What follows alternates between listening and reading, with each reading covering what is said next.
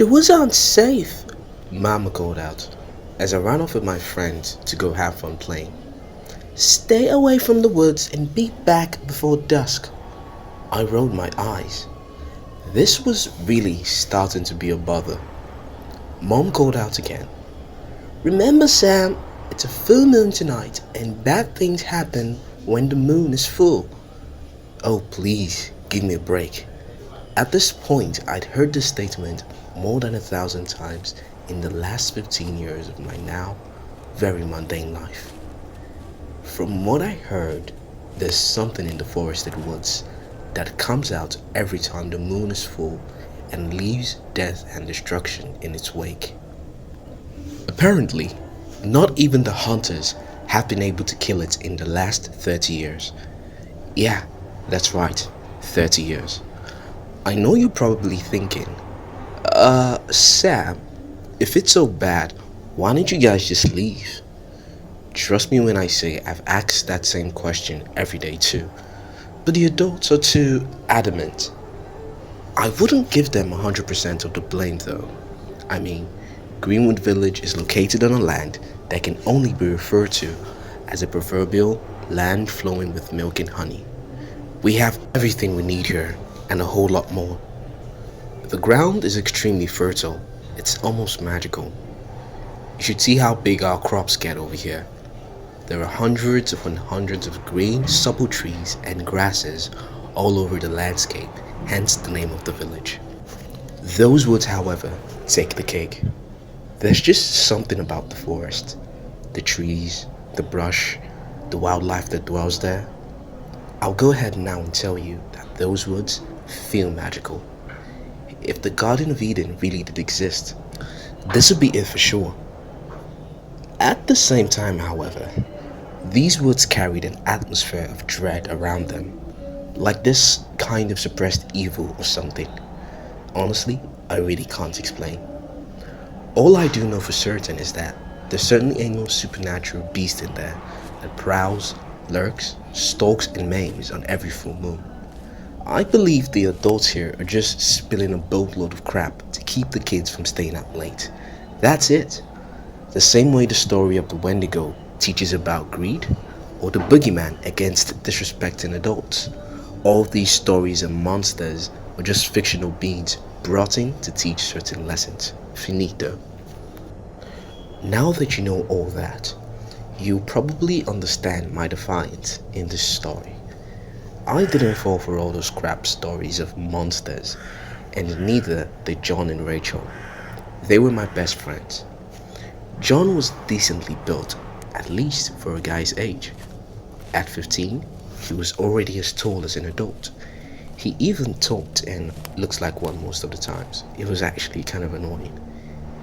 He also certainly was the ladies' man, as all the girls in town always literally fell head over heels whenever they saw him. Unfortunately for yours truly, I was the exact opposite of him. I was lanky, thin, I had the shrillest voice, even if my mom constantly tells me that that's not the case. I was also anything but a ladies' man. Girls literally got bored and yawned whenever I tried talking to them. Their problem, as I only had eyes for one girl, Rachel. To say she's the prettiest girl in town would be generous. She's drop dead gorgeous. She has a long strawberry colored hair, steel blue eyes, and a tall frame. The literal woman of my dreams. Sam, Sam, Sam, John called out to me. He hit me on the arm and I snapped out of it. Hey man, you were daydreaming again. I denied that fact and kept moving into the woods we weren't allowed to be in, especially not tonight on the full moon. But as I said earlier, I exist to defy. You were dreaming about Rachel again, weren't you? He smirked and poked me. I was embarrassed by that and actually blushed, but I wasn't about to show that to John. So I feigned disinterest in the matter and kept moving deeper into the woods. John laughed and called out to me as I walked faster to avoid his silly questions. If you really like Rachel so much, why not just ask her out? There's a nice restaurant back in the village. I could hook you two up for a nice dinner date. Rachel, who was ahead of both of us, turned around and smiled at me. I stopped dead in my tracks, my heart beating so fast I feared it might actually burst through my ribcage. Quit goofing around, guys, and let's keep moving. We're almost there. John caught up with me. I flashed him a death stare. He leaned in closer and said, Okay, I'm sorry, man. I really was just trying to help you, for real. I sighed and patted him on the shoulder. That was the thing about John.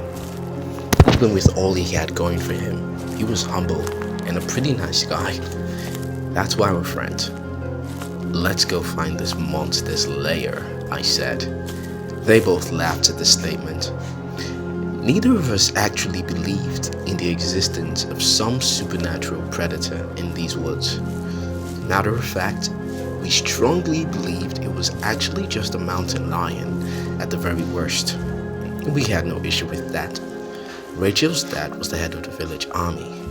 He had an infinite supply of weapons, so much so that if his daughter decided to sneak off a few to her mischievous friends to hunt the beast in the woods, he wouldn't notice it at all. Which is the reason we were all armed that night. We strongly believed that the weapons we had could definitely handle a mountain lion. I had a rifle with me. John had a shotgun. And those things pack a mean punch. Rachel, on the other hand, had only a pistol with her. Something about it conflicting with her outfit. Girls. We got to a clearing, which seemed as if someone had been there in as recent as hours, maybe even minutes ago. My heart began to race all of a sudden. There were foot tracks all around this location. Tracks of a man without shoes could be seen bleeding deeper into the woods. Maybe out of curiosity or the sheer force of stupidity, we followed the tracks. One thing, however, was quite clear as we progressed. The footprints were definitely getting much larger. What the heck is this? John said. I'm not the only one noticing the print's apparent size increase, right? You're right, John, Rachel said. They're definitely getting larger. She started to look pretty frightened at this point. Hey guys, come on. This ain't so bad. I'm sure there's a very reasonable explanation for all of this. Besides, we came prepared. I tapped the rifle strapped to my shoulder for effect. That seemed to calm them down a bit, but only for a short while, as in less than 2 minutes after I made that statement, we all heard a loud howl just up ahead. We all stopped immediately in shock, terrified by what we just heard.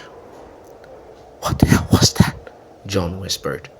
I looked down and noticed that the footprints of the man had now completely disappeared, replaced by the print of a large animal.